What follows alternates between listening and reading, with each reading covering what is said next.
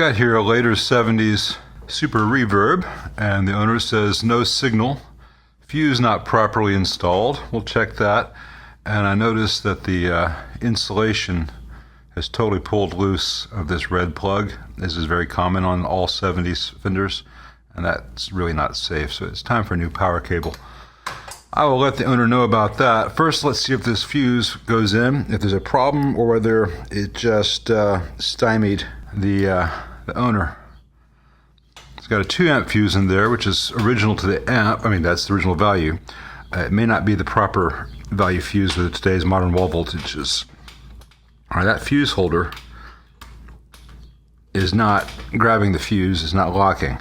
So it's time for a new fuse holder, I think. Let me make sure there's not some obstruction in there, like the remnants of an old fuse.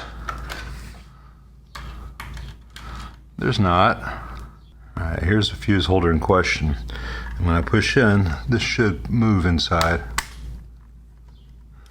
And it's not. This part, this part right here, should be going in and out on a spring, and that spring is not doing its thing. So it's time for a new fuse holder.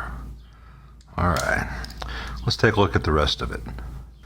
All right, I got 2 radial caps added here in parallel with each other, or is this in series?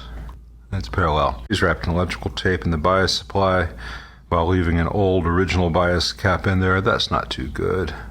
All the other electrolytics in the preamp are also original, and the heavy wax coating you get with the post 73s. Until I get that fuse holder sorted, I won't know for sure about the signal, but if it doesn't have a fuse connected, it's not going to have any signals, so that may be a self-fulfilling prophecy. Let's take a look under the doghouse cover. Okay, power transformer, choke, and reverb driver are all dated 76. Output is dated 75. So it's probably first half of 76. There might be another date code in the chassis. I have to remove the screws for the doghouse cover. I have not removed the cover yet. Let's do that together. If it has a bunch of resistance, it'll tell me that it's probably never been off. Well, it's been off. Let's see what awaits us. All right, it's been off, but still has the original caps that are beginning to do the bulge. Let's see if I can show this to you. Okay, yeah. This one's beginning to bulge. The entire end is bulging. The others have little bulges right at their vents. So it is time to replace all these caps. So this 76 Super Reverb needs all new electrolytics. No surprise. Needs a new power cable. No surprise. Needs a new fuse holder. That's not usual, but it's not expensive or difficult. I'm sure some of the pots will need cleaning. I'm sure that some of the wax will need to be removed to get rid of some DC leakage.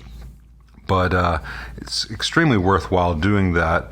The 76 Super Reverb, while not being as beloved or sought after as, say, a 66 Super Reverb, is still a really good sounding amp when it's working properly, and is still better built than 99% of what's on the market today. You know, obviously, if you're going for the sounds you can only get with, say, a Diesel or Bogner Uberschall, whatever, a 76 Super Reverb's not going to do it for you. But if you need the clean to break up stuff, it's really hard to beat a 70s Fender, even if it's not as beloved or sought after as the 60s version of the same model. I'm not going to get into generational nostalgia and artist associations, because there's a lot of stuff that drives the value of an amplifier that has nothing to do with how an amp is built or how it sounds. Let's just say that if Jimi Hendrix had not died in 1970, he would have used a lot of silver-faced Fenders in his career, and people chasing the sounds of those albums that he never got to make would be really wanting, say, a 74 Super 6. And none of us could afford these silver-faced Fenders that until very recently were dirt cheap. So don't be a snob looking at only what's on the panel. These things command fantastic, fantastic sounding amps for decades and decades to come. But this one needs the standard round of generational work.